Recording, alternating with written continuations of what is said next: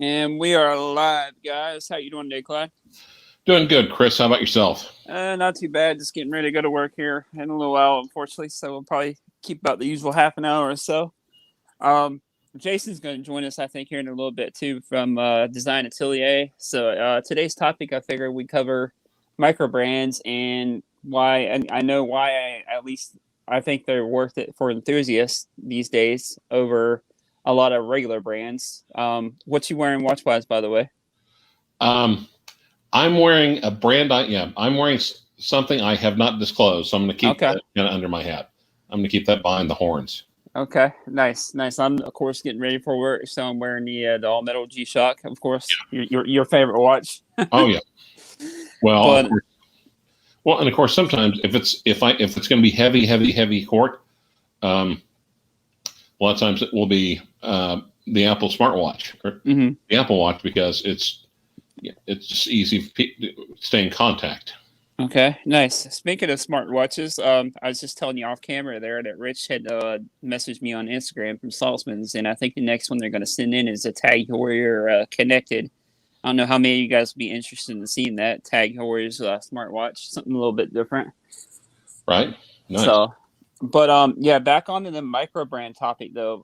One of the reasons why I feel like personally they're a really good alternative right now over everything else. A lot of them, of course, have homages to, of course, the big brands, Rolex, Bonton, all Yeah. that. But if you think about it, a lot of watches are homages to other watches because it's really kind of hard to be really different these days.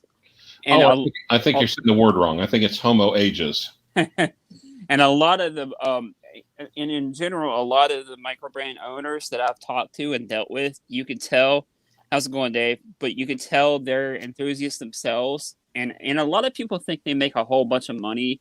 A lot of times they don't. They make enough to make a living, but they don't.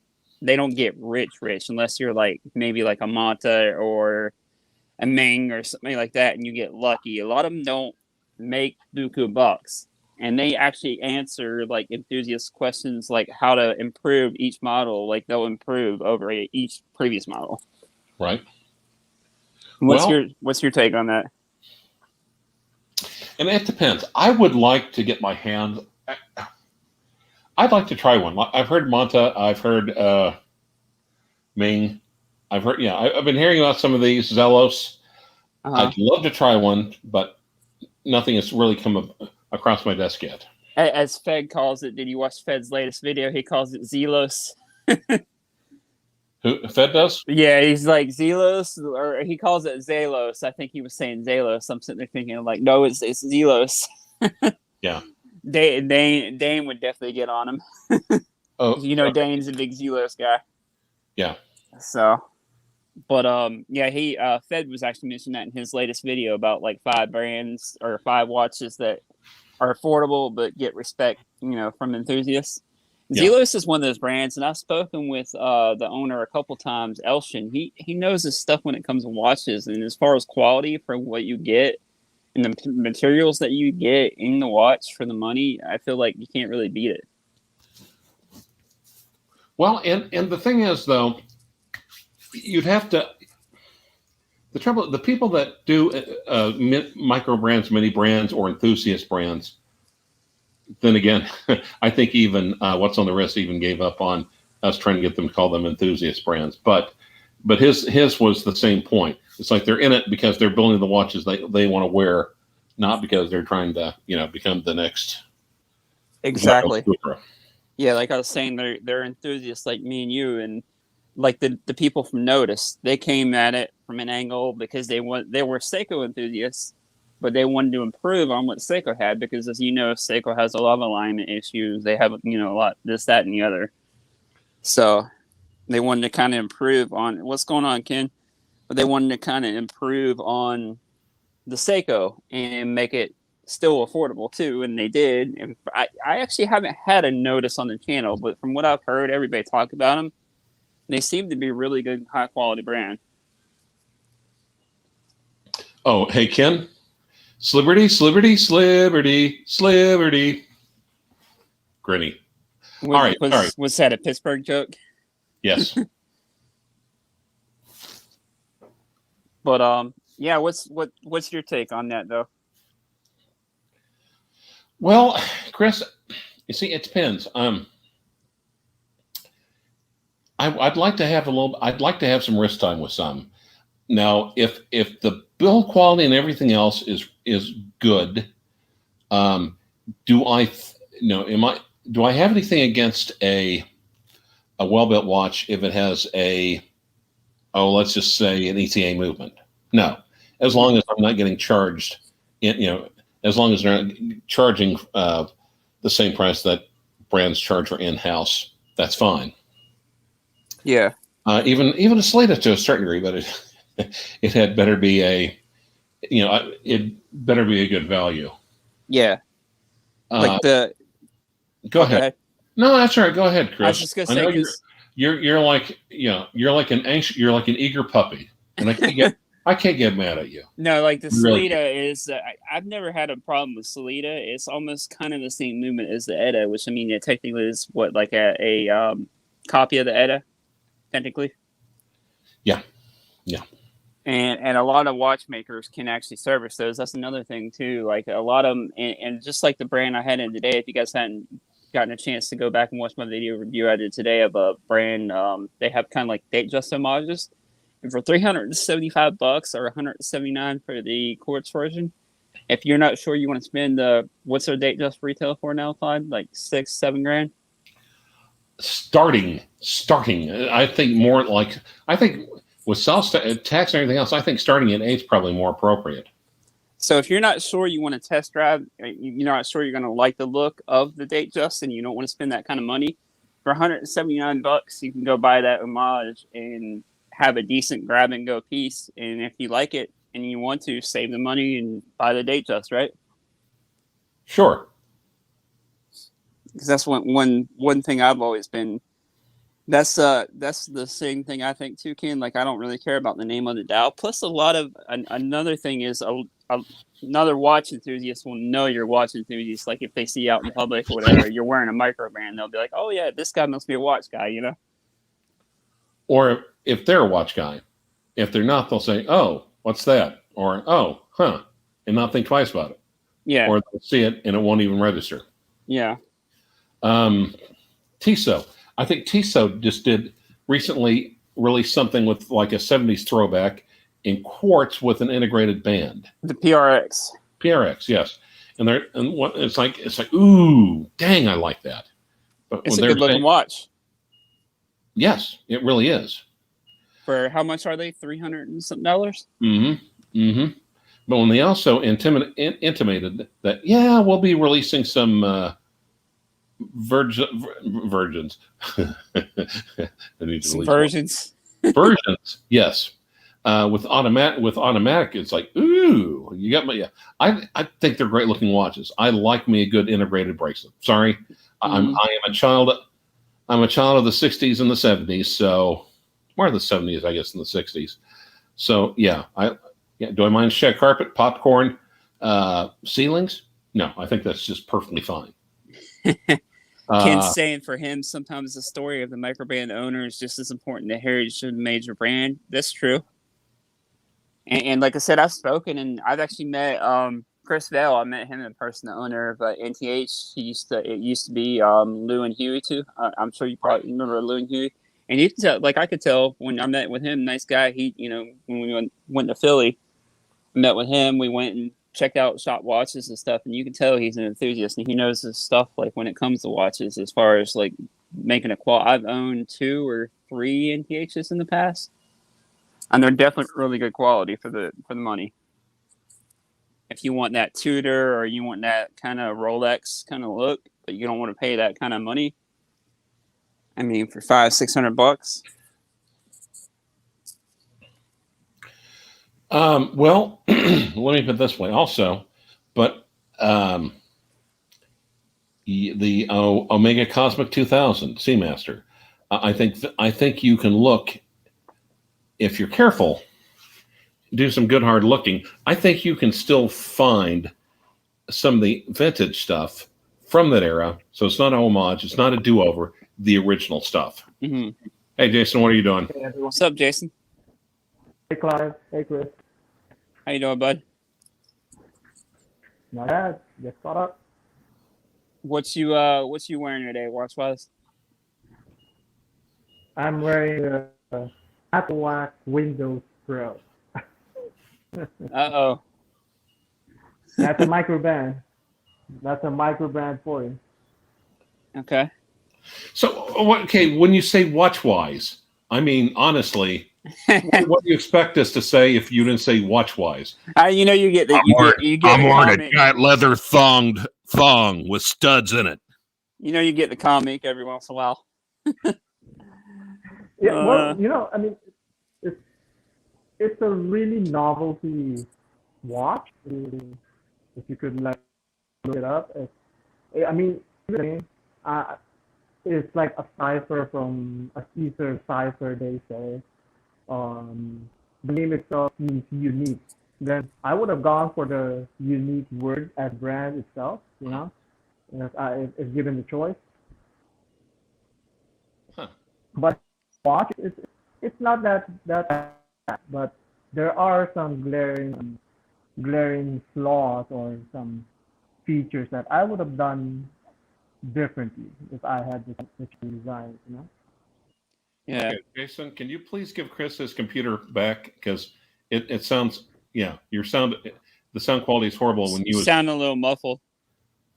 Okay. Let me. One moment. It's all good. But yeah, that's another thing too. Like I was saying, like each time the brand will listen to its actual customers and they will improve. They'll take, what's up, man? Let me try to resend you that link and see if it'll work again, man. But that they'll actually listen to the brand. The brand owners will listen. Okay, now, Amin, if you're using a Mac, let me put it this way. What I found is I almost have to open in Safari, then go up to the address bar of Safari, then copy it into, Chrome for Mac. That's if you just try to right click on the link without opening it, attempting to open Safari first, it will give you a fuck. Yeah, it doesn't come through great, and that's because Apple and Google hate each other, Yeah. and at times I hate them both equally. He's on Windows. Oh, screw you then. Let me see. You try. I'll try it again, man. Well, okay. When I said screw you for being on Windows, no, that's overstating it. I just don't care you're on Windows. Okay, I probably should care at some point, but no, I just don't. All right, man. I resent the link. Try it again, maybe, bud. But yeah, like I said, they end up improving each model over the previous model because they'll listen to us, our complaints on the last model, whatever. Like, say it's a prototype model, and the thing that I do like is they do work with a lot of YouTubers, and they get everybody's opinion, and those that aren't afraid to get criticized on what's wrong, not wrong with it. Well, okay, but Where a lot of regular brands, what's up, man? A Hey, lot of guys. regular brands won't do that.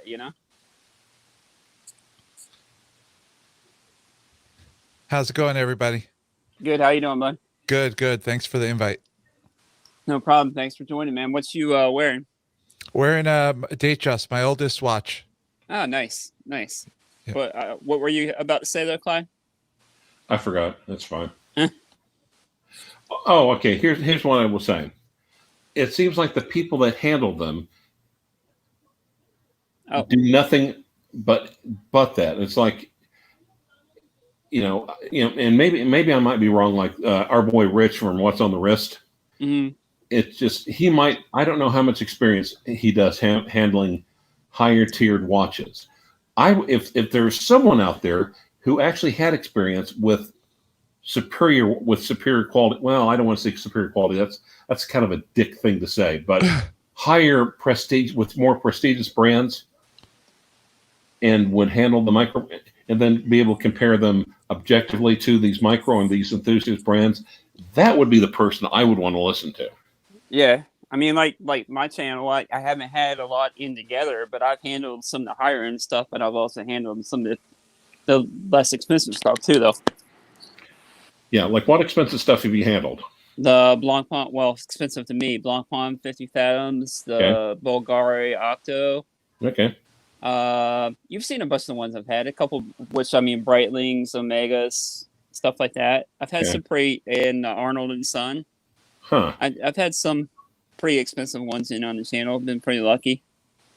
So, Got Jason's had some pretty nice ones in too. Clive, what are you saying, that most of the microbrand reviews are by people who haven't had experience with those things?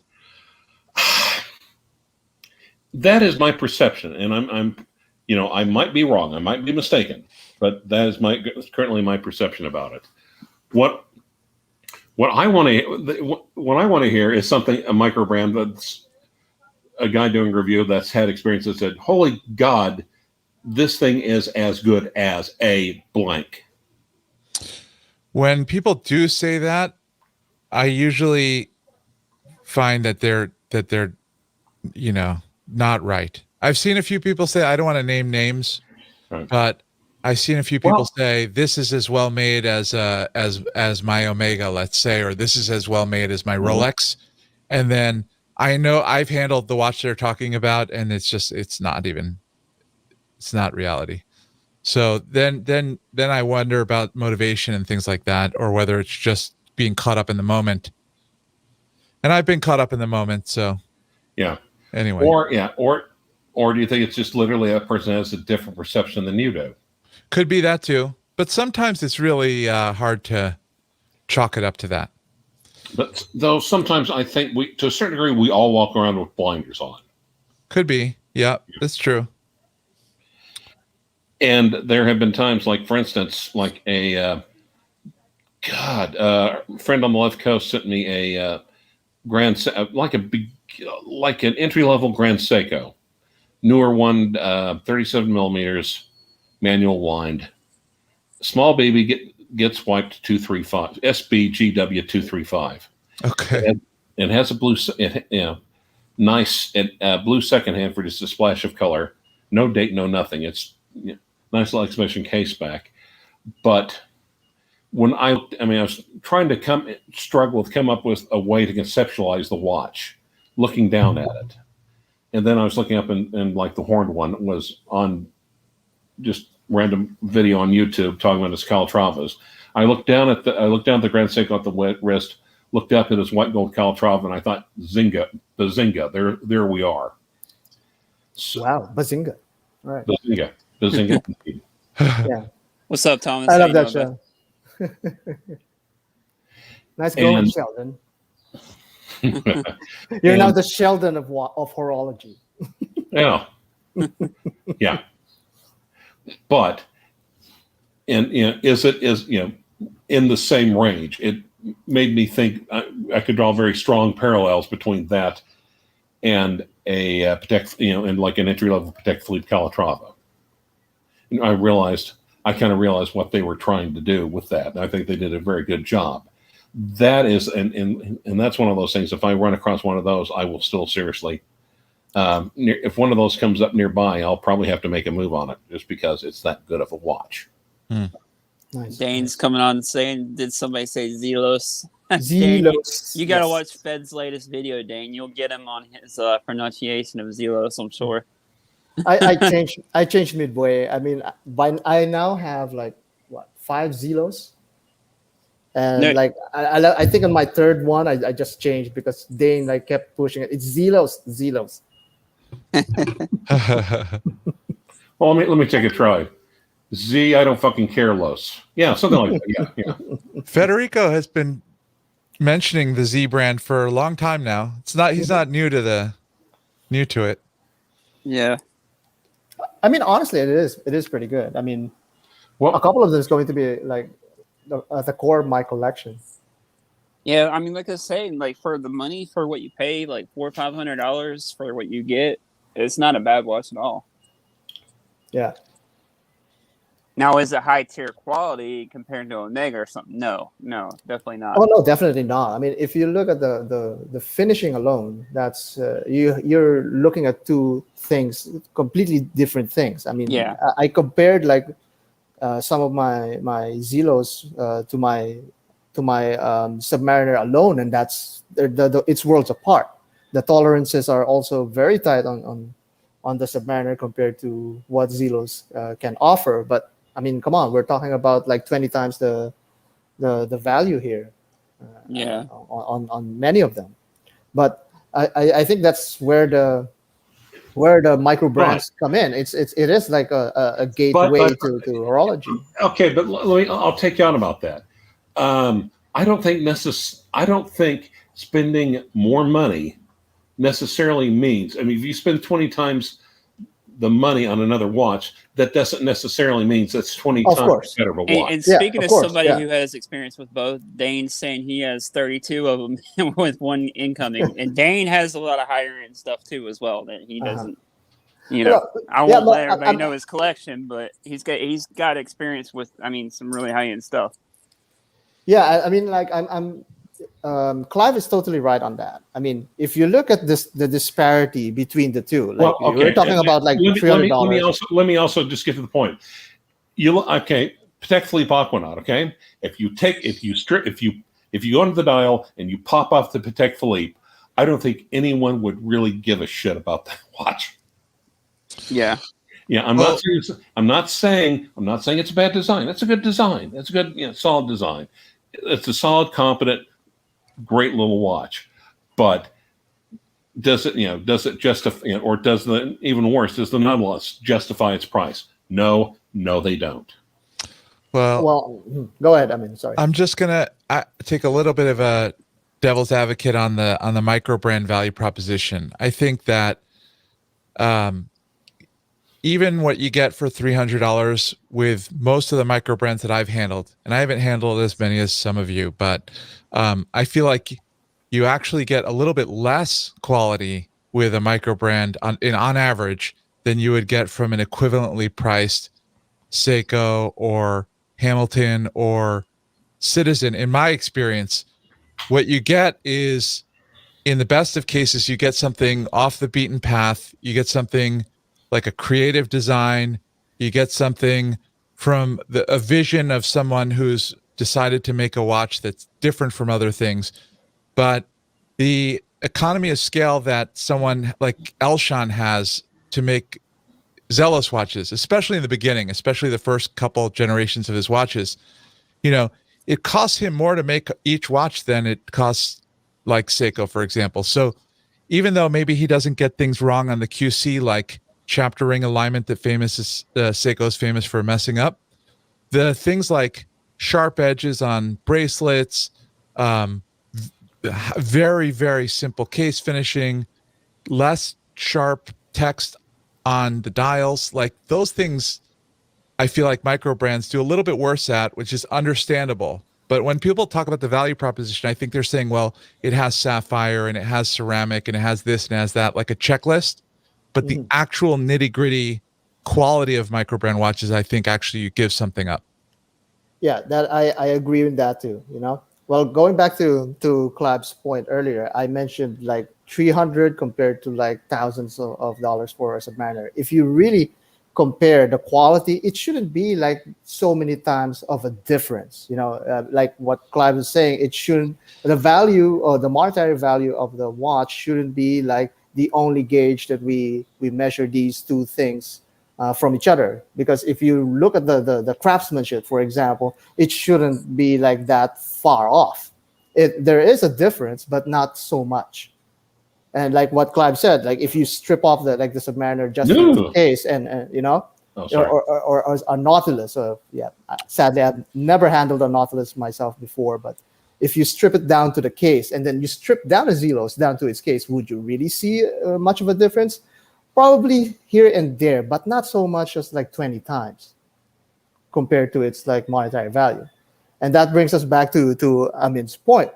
There are some areas that micro brands do cut corners because it really is more expensive for them. These prototypes really cost so much more. After speaking to many, or maybe not many, a handful of microbrand founders, it really costs a lot for these even prototypes to like run around, and they it really hurts their wallet when one of them gets lost, or when even one of them gets bad mouthed by a reviewer. But again, that's the market that you're getting into.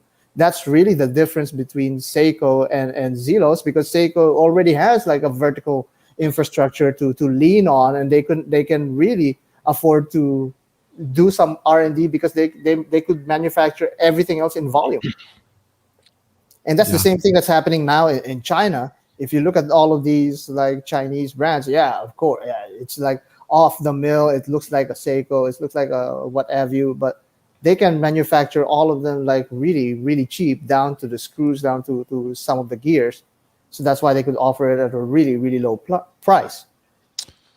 But now, the quality. Do you think watch brands should put more money into R&B, or should they just go? R&D. Or do you think they should just go completely into blues? Huh. But look, now, they've been doing R&D since ages. Like I'm not saying that that's why Swiss watches have like exorbitant amounts of value or retail, but that's what you need to go through. Otherwise, we'll be making the same watch over and over again. Yeah. R&D, I mean, it's really needed. Otherwise, we're going to be... Okay. I've had some experience with high-end some stuff, and of course, then again, there is the bagel sport. Okay, Chinese made. Yeah, and and ever since, by the way, ever since Patek Philippe quit making the 5711, the prices on the bagel sport have literally exploded in the tens of dollars now. Now, would you consider part a lot of Microbrands research and development too is sending them to YouTube channels like ours, like because they send out a lot of times they'll send out the prototypes. No. That is no. And they get feedback from not just us, but from the actual people commenting on the on the posts and the videos and all that. No, because that is the best marketing, because with marketing, generally the more specialized the marketing is, especially in today's age of ever increasing niche markets, sending it to people with YouTube watch channels with active communities of viewers, that is one of the most, I think that's one of the most cost effective ways of marketing that there is. It's not product development. It's marketing. Marketing budget, not product development. That's promotions, yeah. Right. But okay, go ahead. Sorry.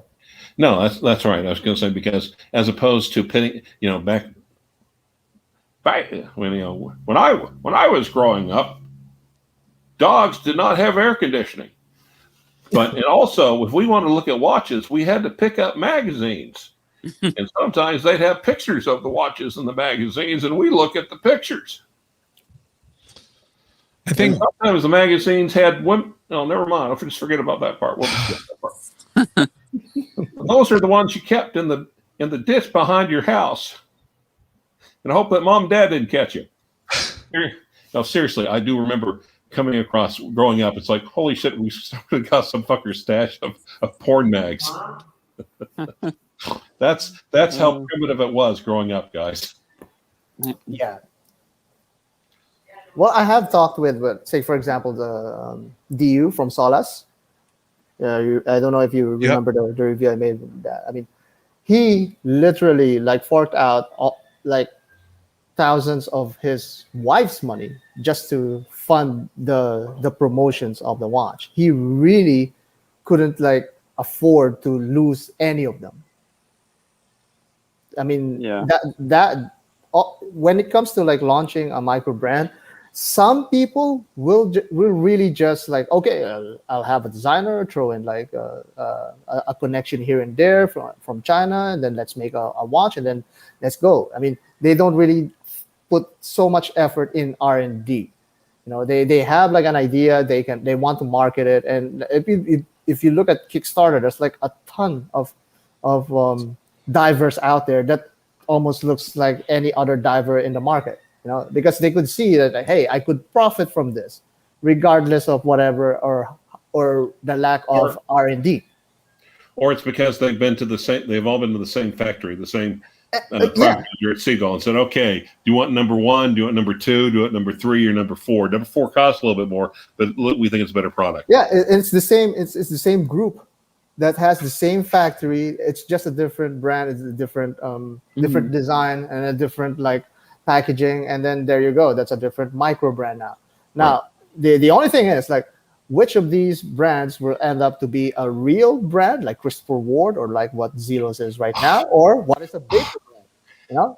I mean, that's where the crux of the whole discussion would be about. I mean, I feel like you're giving me testicular cancer when I hear you call Christopher Ward a real brand. Okay, that's how I feel. That's just like it could vary depending on people's perception. But right now, that's what I see. Maybe I'm like too newbie on the watch scene, but that's how I perceive it to be. But they're a real brand. But you understand what I'm saying here, because is it really like what Federico said? Is it really like in one of his videos? Is it really like better to get into or collect micro brands wherein you're throwing in at some point? I mean, if you have like $300 and you had 10 micro brands, that's like $3,000. You could have bought like maybe a secondhand Seamaster at some point, right? Yeah. So what's the point of collecting micro brands if you're into like a unique looking or a strange looking watch that you don't mind losing money on because you're not going to be able to resell it anyway? Then go ahead, it's your prerogative. But which one of these brands would have like an iconic lasting run? At least Zelos is able to do it. Like what? This is now their since 2014. That's like what? I think 7 years. Boulder is probably one of those. Like Boulder Boulder's too? been around for a while. Is Formex a micro brand? Some throw in like Formex as a micro brand. I don't know. So why, getting back to like the title of this, are micro brands the best route to go for enthusiasts? What makes you best route? Oh fuck no, that's poor draft right there. No, I was just saying, are they the best route for enthusiasts to go? I was just posing a question. Yeah, are they? I guess what makes you want to buy a micro brand watch? Just because of availability for one, and pricing for another. Pricing is really attractive to a lot of people, and I think that's what draws a lot of people in, is pricing and availability. Okay, let me interject in there. Are you going to be hearing of Zelos first rather than Casio or rather than Seiko? No, definitely not. No. Then it's not. Then we cannot consider any of the micro brands a gateway to watch collecting anyway. It's okay. It's not a gateway. It may not be the first. It may be like a separate branch. You can, if you want, to just collect just micro brands. That's up to you. But I think it's really it really varies on every person's. I think for some people it's pricing, right? That a micro brand could be something like something else they want, but less expensive. No, and then for I'm going to send Thomas Burnett a quick link to this. I think he'd be a good person to weigh in on it. I'm probably about ready to end it here in a couple minutes because I got to start getting ready for work, unfortunately. All right, sorry. Go ahead. Yeah, that's all good. And then for other people, it's that the micro brand is giving. So for some people, it's a cheaper version of something else they might want, and for other people, it's a different. It's in order to get a different watch, something that's different from other things that are out there, that represents the unique vision of that particular micro brand. Yeah, I agree. Definitely. Paul B's saying the reason to get into micros is the collection with the owner brand personality. It's about connecting at a level that's hard to do with large corporation. I agree with that. Yeah, and like I said, like, from a lot of the owners that I've spoken with, you can tell a lot of them are enthusiasts just like us. I'm Mhm. sure you guys have had experience with them when you review them too, right? Yeah, A little bit. it's Thanks, Thomas. really yeah, it's really like a really small community, art community. I mean, I've been part of like an art community before, and there's like sharing of techniques and sharing of what do you call it, the materials, if you may consider that. But with now with microbrands entering the scene of in entering the watch industry scene, it's really another way for the general audience to connect with the people. Like how many times have we been able to chat with Elshan? How many times have we been able to be part or even of the design phase of the watch when it goes to Kickstarter and all that, you know? And like last week, it's also a vessel for the revival of some dead brands like Waltham. They went through this like some sort of crowdfunding platform other than Kickstarter, and they're back in business. It seems, you know. Now, depending on the if we look at the quality, it's still very far off if you look at it.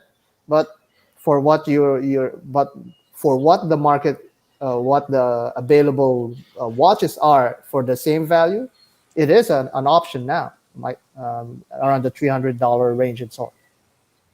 Yeah, definitely. Hmm. Definitely. Unfortunately, I'm gonna have to end the stream, guys, because I gotta start getting ready for work. Unfortunately, for the night. Okay, Jason All right, man. or Thanks, Chris. Yeah, Yep. Chris, do you either one of you guys want to start another one up and take it over there or not? I gotta make dinner for the kids, I think. Okay. Yeah. All right. Good times. Thanks, guys. Thanks Enjoy everybody those for times while joining they in. last. Take it All from me. right. Thank you. All Thanks, right, See you guys. guys. Jason. All right, Thanks, man. Amin. Thanks for the Thanks, invite. Bye Yeah, bye. yeah. Bye. Before Thanks, too everybody long, who they'll start joined in. getting tattoos and start. I know. Get a dog tattoo.